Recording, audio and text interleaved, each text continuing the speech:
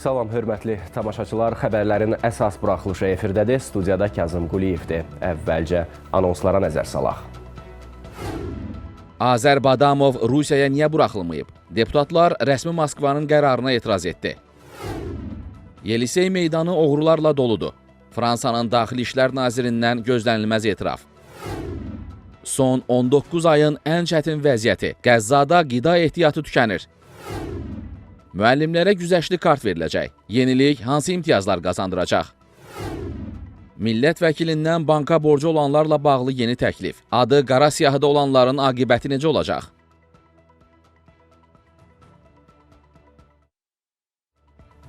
Prezident İlham Əliyev Belarusun baş naziri Aleksandr Turçini qəbul edib. Görüşdə Azərbaycanla Belarus arasında iqtisadi-ticari əlaqələrin daha da genişləndirilməsinə dair fikir mübadiləsi aparılıb. Həmçinin ölkələrimiz arasında şəhərsalma sahəsində təcrübə mübadiləsinin aparılmasının vacibliyinə toxunulub.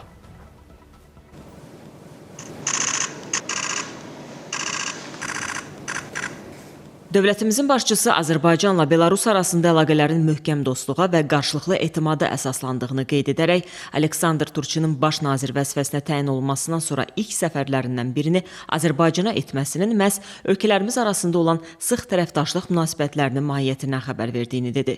Prezident İlham Əliyev Azərbaycanla Belarus arasında mövcud olan siyasi əlaqələrin ruhuna uyğun olaraq iqtisadi-ticari münasibətlərin daha da inkişaf etdirilməsinin vacibliyini vurğuladı. Aleksandr Turçin ilk növbədə Belarus prezidenti Aleksandr Lukashenkonun salamlarını dövlətimizin başçısına çatdırdı.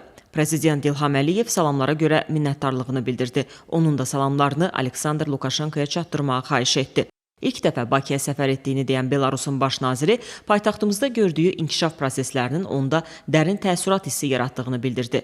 Görüşdə Azərbaycanla Belarus arasında iqtisadi-ticari əlaqələrin daha da genişləndirilməsinə dair fikir mübadiləsi aparıldı. Bu xüsusda Gəncə Avtomobil Zavodunda Belarus avtomobil texnikasının istehsalı və bu texnika üçün Azərbaycanın müxtəlif bölgələrində servis mərkəzlərinin yaradılması vurğulandı.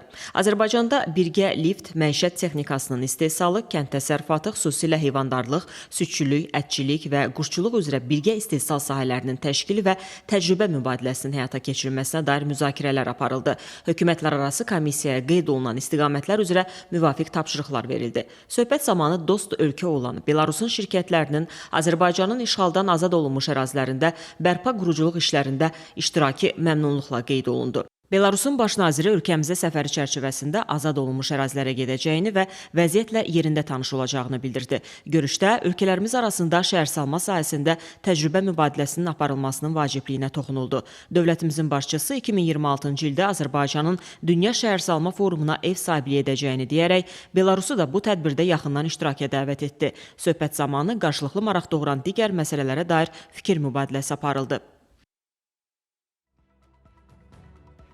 İran, Azərbaycan və Ermənistan arasında sülh mətni layihəsinin razılaşdırılmasını alqışlayır. Ölkənin Xarici İşlər Nazirinin müavini Səid Xətibzadə Bakıda beynəlxalq münasibətlərin təhlili mərkəzində keçirilən tədbirdə bu barədə danışıb. O, Azərbaycanın Tehrandakı səfirliyinə hücumla bağlı istintaqın nəticələrindən də söz açıb. Təhqiqat bəsiyar göstərdəyi Azərbaycanın səfirliyinə hücum acı bir hadisə idi. Bu hadisədən sonra həm polis, həm də məhkəmə hakimiyyəti tərəfindən çox geniş istintaq aparıldı. Baxmayaraq ki, bu acı hadisə idi, amma hər iki xalqın təmaslarını daha da yaxınlaşdırdı. Hər iki tərəf münasibətləri yenidən canlandırmaq üçün təşəbbüslər irəli sürdü. İranın məhkəmə hakimiyyətində hökm icrası üçün zəruri prosedurların başa çatması lazımdır. Bu məsələ xüsusi şikayət əsasında tənzimlənir və Azərbaycanın İrandakı səfirliyi bu məsələ ilə maraqlanır. Əminəm ki, ədalət qələbəsini çalacaq və hökm icra olunacaq.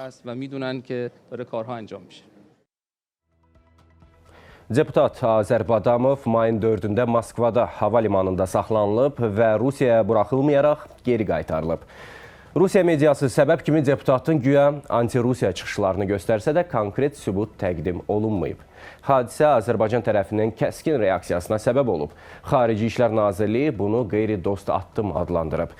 Deputatlar isə məsələni diplomatik etikaya zidd və siyasi qalmaqal kimi dəyərləndirirlər.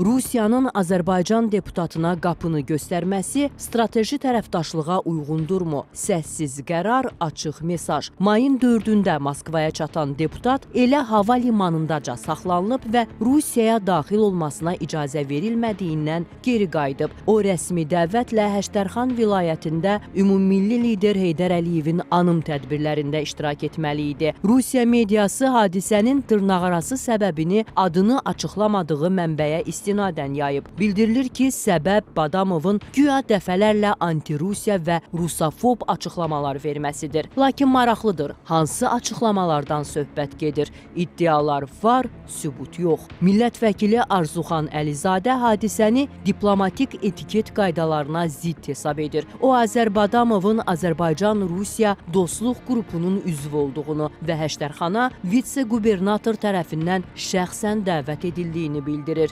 Birmənalı olaraq bu qənaətdəyik ki, Badamovun Rusiyaya girişinə qadağa qoyulması fevral ayında Rusiya Dövlət Dumasının deputatı, dırnaqarası siyasətçi Valuyevin Azərbaycan və Azərbaycan xalqı haqqında etiket qaydalarına və tərbiyədən kənar ifadələrinə cavab verməsi ilə əlaqədar ola bilər. Əslində ona cavabı ilk olaraq elə Rusiya Dövlət Dumasının rəhbərliyində olan şəxslər, Rusiya rəsmiləri verməli idilər. Bu cavab verilmədi deyə Azərbaycan tərəfinin, Azərbaycan deputatlarının bununla bağlı qarşılıqlı fikirləri bildirildi. Millət vəkili Ceyhun Məmmədov isə hesab edir ki, bir ölkənin deputatına qarşı atılan bu addım fərdi məsələ deyil, siyasi qalmaqaldır. Hesab edirəm, öncə Rusiya öz dumasının deputatlarına bu tapşırığı verməlidir ki, Zatulinə, Valoyevə və digərlərinə ki, Azərbaycana qarşı davamlı olaraq törətdikləri təbliğatlara son qoysunlar və Azərbaycana qarşı səsləndirdikləri fikirlərə son qoysunlar. Təəssüflə qeyd etmək lazımdır ki, Rusiya tərəfi bu münasibəti Ermənistana göstərmir. Əksinə Ermənistana dost münasibəti sərgiləyir. Rəsmi Moskva isə susur. Təkcə kölgədə gizlənən dırnaqarası mənbə danışır. Azərbaycan Xarici İşlər Nazirliyi dərhal reaksiya verərək bu addımı qeyri-dost hərəkət kimi qiymətləndirib və izahat tələb edib. Amma cavab yenə diplomatik protokollardan yox, media səhifələrindən gəlib. Bu da rəsmi münasibətdən daha çox informasiya manipulyasiyasını xatırladır. Qəribədir, bir tərəfdə strateji tərəfdaşlıqdan danışılır, digər tərəfdə isə bu tərəfdaşlıq təməlini sarsıdan hərəkətlər edilir. Qeyd edək ki, qərəzli və təhqiramiz ifadələrinə görə zaman-zaman Rusiyalı deputatların Azərbaycana girişinə məhdudiyyət qoyulub. Sonuncu belə qərar Dövlət Dumasının deputatı Nikolay Valuyevin çərçivəyə sığmayan fikirlərindən sonra verilib. Görünür, Badamovun da cavabı Rusiyanın xoşuna gəlməyib. Əslində məsələ bir deputatın gediş-gəlişindən daha dərindir. Burada söhbət iki ölkə arasında informasiya müharibəsinin yeni mərhələsindən gedir. Strateji tərəfdaşlıq, şəffaflıq, qarşılıqlı hörmət və açıq dialoq tələb edir. Əgər bu dəyərlər unudulursa, o zaman sual yaranır. Münasibətlər hansı istiqamətə gedir?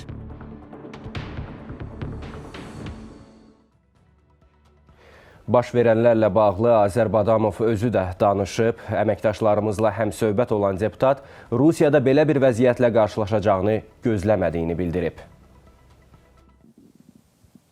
Dövlət rəsmilərinə, parlamentarilərə qarşı belə qadağalar tətbiq olunanda və yaxud da ki, arzu olunmaz şəxs elan olunanda dövlət səviyyəsində məlumatlandırılır, elan olunur və həmin şəxslərin həmin qadağan olunmuş dövlətlərin ərazisinə səfərlərə icazə verilmir, göndərilmir. Bizim də bununla bağlı qabaqcadan bir məlumatımız olsaydı, təbii ki, mənim Rusiya səfərimiz olmayacaqdı, bunu planlaşdırmazdıq. Bunun Moskvada açıqlanması bir sürpriz bir qərar kimi qəbul etdik. Rusiyanın nə qanunlarına qarşı, nə dövlətinə qarşı, nə xalqına qarşı hər hansı bir nə çıxışım olmuşdur, nə bir fikrim olmamışdır. Amma sadəcə olaraq fevral ayında Rusiyanın Dövlət Dumasının deputatı Nikolay Valuyevin Azərbaycan xalqını təhqir edən bir çıxışına mən münasibət bildirərək ona şəxsi fikirlərimi ifadə etmişəm.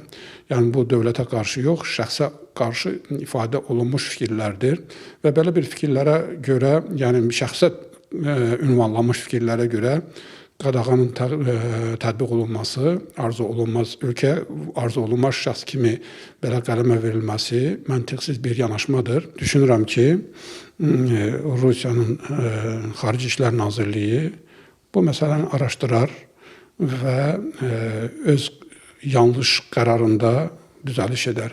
Əgər düzəliş etməzlərsə, yəni mən qeyd elədim ki, Rusiya-Azərbaycan Parlamentariya İşçi Qrupun və Federal Məclisindən komissiyanın üzvüyəm. Bu komissiyalarda qalmağım da məntiqli olmazdı.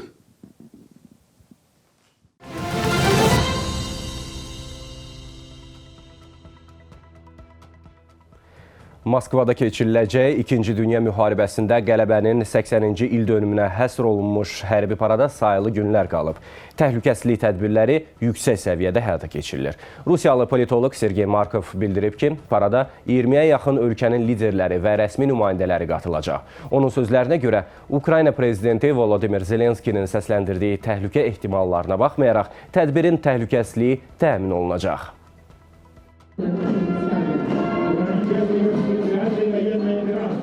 Moskvada 2-ci Dünya müharibəsində qələbənin 80-ci il dönümü ilə əlaqədar keçiriləcək hərbi parad möhtəşəm keçəcək.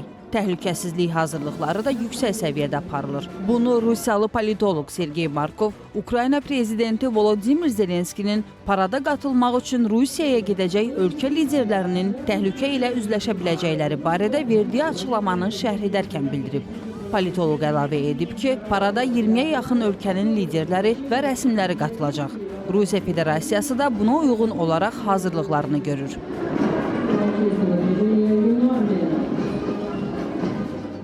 Пытаются наши противники фальсифицировать историю. Hazırda bizə qarşı olan bir çox ölkələr tarixdə yalançı dəyişikliklər edərək Rusiyanın müharibədə oynadığı rolu heçə saymaq istəyirlər. Bizim xalqımızı dünya tarixindən silməyə çalışırlar. Qələbə paradına Çin, Braziliya, Hindistan, Serbiya, Slovakiya, İsrail, Cənubi Afrika və sair ölkələrin prezidentləri və baş nazirləri qatılacaq. Volodymyr Zelenski qırmızı meydanı vuracağı ilə bağlı hədə dolu açıqlamalar verir. Lakin inanmırıq ki, o bunu edə bilsin. Çünki bu təhlükəli və ciddi bir bəyanatdır.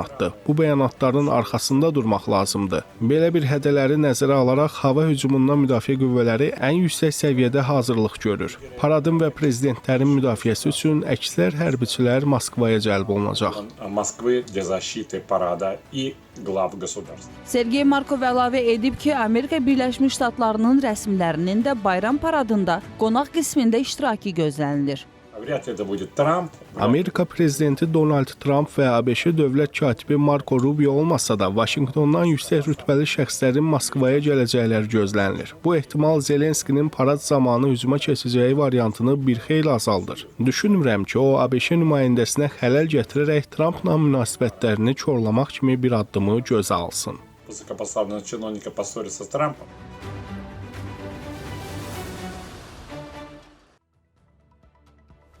Litva yaxın 10 illikdə Rusiya və Belarusla şərq sərhədini möhkəmləndirmək üçün 1,1 milyard avro xərcləyəcək.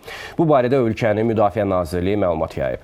Məbləğin əsas hissəsi təxminən 800 milyon avro tank əleyhinə minaların alınmasına və quraşdırılmasına xərclənəcək. Nazirlik vurğulayıb ki, bu cür tədbirlər Rusiya tərəfindən mümkün təhlükələrin qarşısını ala bilmək əhəmiyyəti daşıyır. Xatırladaq ki, may ayının 5-də Estoniyada hərbi təlimlərə start verilib.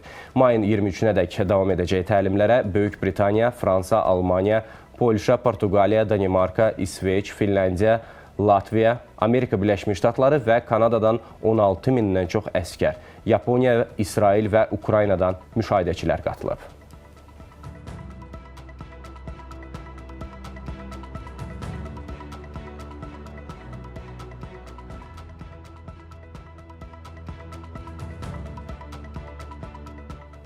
Türkiyənin Çorum şəhərində un fabrikində partlayış baş verib. İlkin məlumata görə hadisə nəticəsində biri ağır olmaqla 9 nəfər xəsarət alıb.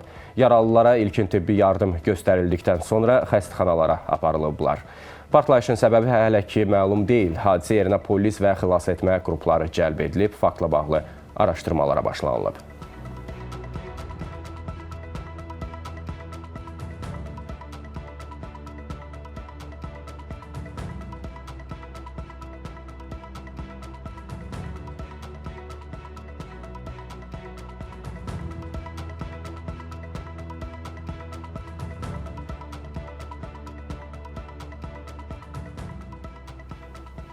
Fransada kriminal vəziyyət günü-gündən ağırlaşır. Ölkənin Daxili İşlər Naziri Gérard Darmanin etiraf edib ki, artıq ölkədə təhlükəsiz yer qalmayıb. Nazir narkotiklərin ən kiçik kəndlərə qədər yayıldığını, texnologiya və üz tanıma sistemlərinin tətbiqinə ehtiyac olduğunu bildirib. Fransada kriminal vəziyyət pisləşib və indi ölkədə təhlükəsiz yer qalmayıb. Bunu ölkənin Daxili İşlər Naziri Gérard Darmanin Legend nəşrinə müsahibəsində deyib. Narkotik həmişə olub, amma indi ən kiçik kənddə belə sakinlərimiz onun nə olduğunu bilirlər. Narkotik əvvəllər yalnız böyük şəhərlərdə var idi. İndi fransızlar üçün adi hala çevrilib. Yelisey meydanına çıxanda başa düşürsən ki, hər an oğrularla üzləşə bilərsən. Kriminal vəziyyət də pikətdədir. Darmanin həmçinin əlavə edib ki, üz tanıma texnologiyasından istifadə mövcud durumla mübarizədə xeyli yardımcı ola bilər. Singapurda bu metod özünü doğruldub. Bizim də zamanla ayaqlaşmağımızın vaxtı gəlib çatıb. Hamımız fransız xalqının təhlükəsizliyi üçün çalışmalıyıq deyə nazir bildirib.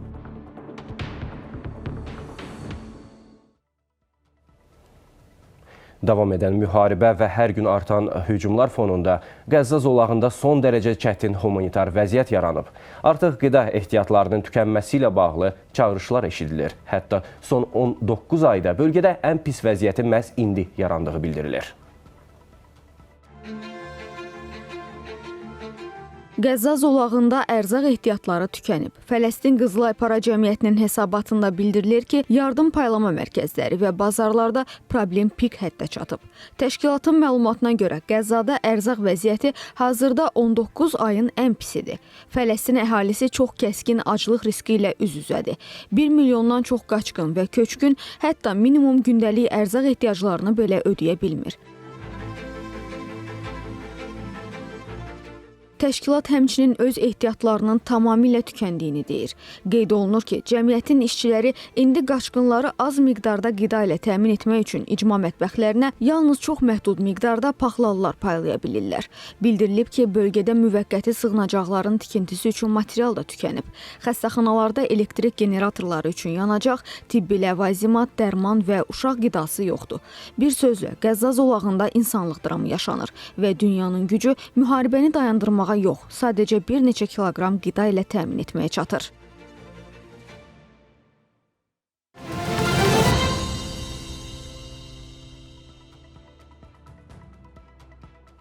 Müəllimlərin sosial rifahını yaxşılaşdırmaq və peşənin nüfuzunu artırmaq məqsədi ilə yeni təşəbbüs həyata keçirilir. Pedaqoqlara güzəştli kartların təqdim olunması nəzərdə tutulur. Layihənin ilkin mərhələsində bu imtiyazdan dövlət məktəblərində çalışan, sertifikasiyadan keçmiş və müəyyən iş stajı olan müəllimlər istifadə edəcək. Bəs yeni kartın üstünlükləri nələrdir? Bununla bağlı əməkdaşlarımızın araşdırması var. Baxaq. Müəllimlərə güzəştli kart veriləcək. Məqsəd pedaqoji fəaliyyətlə məşğul olanların gündəlik xərclərini azaltmaq və peşə nüfuzunu stimullaşdırmaqdır. Bəs güzəşt və imtiyazlar nələrdən ibarətdir? Bu kartlar vasitəsilə müəllimlər nəqliyyatda indirim, bəzi ticarət və xidmət şəbəkələrində güzəştli alış-veriş, apteklərdə müəyyən dərman preparatlarının əldə edilməsində indirim əldə edəcəklər, kitab mağazalarında, mədəniyyət obyektlərində yəni söhbət gedir, muzeylərdə, teatr və kinolarda xüsusi tariflər tətbiq ediləcək, həmçinin istirahət mərkəzlərində güzəştli paketlərdən istifadə hüququ nəzərdə tutulub layihə çərçivəsində. Kartlar əsasən dövlət ümumi təhsil məktəblərində çalışan, sertifikasiyadan keçmiş, pedaqoji stajı müəyyən həddə çatan müəllimlərə verilməsi ehtimal olunur. Təhsil üzrə ekspert bildirir ki, dünya praktikasında müəllimlərə təqdim olunan bu kartlar sayəsində onlar 1000 avroya qədər qənaət eləyə bilirlər. Dünya təcrübəsində TKID benefit kart var ABŞ-da. Məsələn, İtaliyada Donked kart var və yaxud da Fransada Enginent kart var və bu modellərdən istifadə olunur və həmin ölkələrdə müəllim kartlar ilə yüzlərlə belə deyək ki, avro və hətta 1000 avroya qədər bir müəllim qənaət eləyə bilir. Bu kartlar vasitəsilə onların sosial motivasiyasına müsbət nəticələri biz görə bilirik. Müəllimlərə güzəştli kartların nə zaman veriləcəyinə gəlincə, Təhsilin İnkişafı Fondundan verilən məlumata görə pedaqoqlar payızı gözləməli olacaqlar. Hazırda isə müxtəlif güzəşt və imtiyazları özündə ehtiva edən kartın texniki detalları üzərində işlər aparılır. Gələcəkdə kartın daha çox funksional bir vasitəyə çevrilməsi hədəflənib. Rayon mərkəzindən cəmi 25 kilometr məsafədə yerləşsə də, sakinlər yalnız yük avtomobilləri və traktorla kəndə gedib gələ bilirlər. O da Talaçayda su az olanda. Söhbət Zaqatalanın Vöhtala kəndindən gedir. Sakinlər deyir ki, kəndin 1989-cu ildə salınan körpüsü qəzalı vəziyyətdədir. Buna görə də onların gediş-gəlişi xeyli çətinləşib. İzləyək.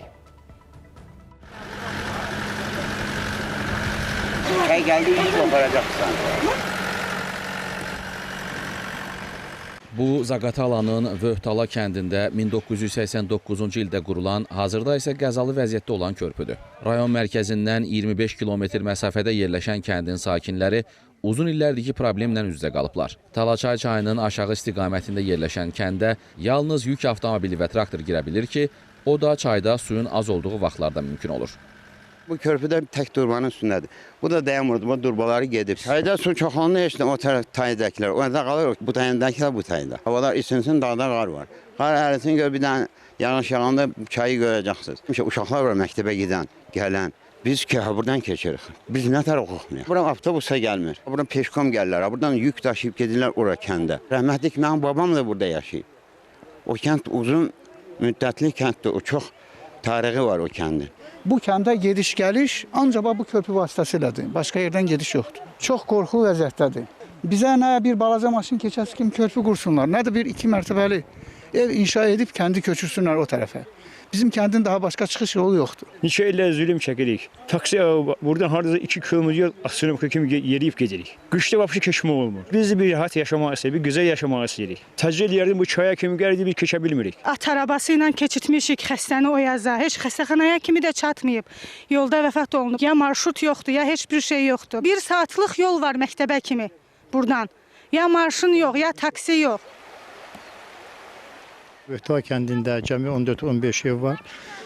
Mako bələdiyyəsi ərazisində olan 7 kəndin birisi də İminli Vöhtala kəndidir. Əsas vətəndaşların tələb etdiyi iş körpünün təmir olunmasıdır. Bu işlərin görülməsi üçün bugün rayon icra hakimiyyətindən nümayəndələr, su varma sistemləri idarəsinin əməkdaşı, özünün rəisi və yol idarəsinin rəisi bugün burada yerdə körpünün yanında olub və məsləhətləşmələr aparılıb, lazım olan qaydada hər kəsə görüləsi işlə bağlı tapşırıqlar verilibdir.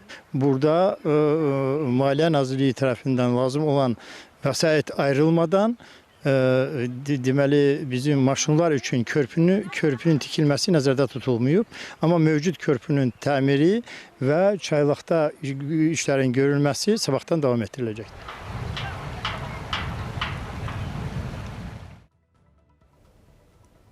Statistikaya əsasən son vaxtlar kredit borcu olan vətəndaşların sayı artıb. Millət vəkili Vüqar Bayramov bu məsələ ilə bağlı yeni təklif irəli sürüb. O deyir ki, borcu olan hər kəsə eyni qaydada ölkədən çıxış qadağası qoyulmamalıdır. Bəs bu necə mümkün olacaq? Hüquqşünas və iqtisadçılar nə düşünür? Süjetimiz var, izləyək. Banklardan borclanan vətəndaşlarımızın sayında artımlar var. Eyni zamanda vaxtı keçmiş kreditlərin həzminin artmasını da müşahidə edirik və vaxtı keçmiş kreditlərin həzmi 2024-cü ildə əvvəlki ilin sonu ilə müqayisədə 444-49 milyon manatdan 481 milyon manata qədər yüksəlib. Rəqəmlər artdığı kimi yaratdığı problemlərin sayı da artır. Bu səbəbdən yeni qaydalar təklif edilir. Millət vəkili Vüqar Bayramov kredit borcu olan vətəndaşların müəyyən limitlər əsasında ölkədən çıxışına icazə verilməsi fikrini irəli sürüb. Yəni, fiziki şəxslərin kredit borclarının minimum və maksimum həddi təyin oluna bilər. Məsələn, banka 200 manat borcu olan şəxsə 20 min manat borcu olanla eyni məhdudiyyət tətbiq olunmamalıdır. Maraqlıdır, el arasında qara siyahı adı ilə tanınan borcluların aqibəti necə olacaq? Qanunvericilikdə qara siyahı anlayışı yoxdur. Vətəndaş hansısa müddətdə ola bilsin ki, maliyyə vəziyyətinin kəskin pisləşməsi və digər səbəblərdən kredit tarixçəsi korlana bilər. Bank bu şəxslər üçün də kredit verə bilər. Amma bank bu krediti verməmişdən öncə əmin olmalıdır ki, artıq vətəndaşın problemli krediti yoxdur. Kredit tarixçəsi korlanmış vətəndaşa nisbətən daha az məbləğlər verilir. Kredit tarixçəsi korlanmış şəxslər ölkədən çıxa bilərmi? Bankın belə bir səlahiyyəti yoxdur. Vətəndaşın ölkədən çıxışına ancaq məhdudiyyəti məhkəmə orqanları və hüquq mühafizə orqanları qoya bilər. Əgər borclu bank qarşısında olan kredit öhdəliklərini icra etmirsə, yəni kredit borcunu ödəmirsə, bank məhkəməyə müraciət edərək kredit borcunun tutularaq banka ödənilməsi barədə iddia qaldırır. Məhkəmə iddianı əsaslı hesab etdikdə bu barədə qətnamə qəbul edir. Yönəldirilir icraya, həmin kredit borcunun tutularaq banka ödənilməsi hissəsində icra edilməsi üçün. Məhkəmə qətnaməsi icra olunmadıqda və ya borcunun ölkəni tərk etməsi həmin qətnamənin icrasını çətinləşdirərsə və ya mümkünsüz edərsə, belə olan halda icra məmuru borcunun ölkədən getmə hüququnun məhdudlaşdırılması ilə bağlı məhkəməyə əsaslandırılmış təqdimat verir. Məhkəmə təqdimatı əsaslı hesab etdiyi halda borcunun ölkədən getmə hüququnun müvəqqəti məhdudlaşdırılması barədə qərar çıxarır. Yəni burada əsas məqsəd məhkəmə qərarlarının icra edilməsidir. Başqa halda hər hansı məhdudiyyət tətbiq edilə bilməz.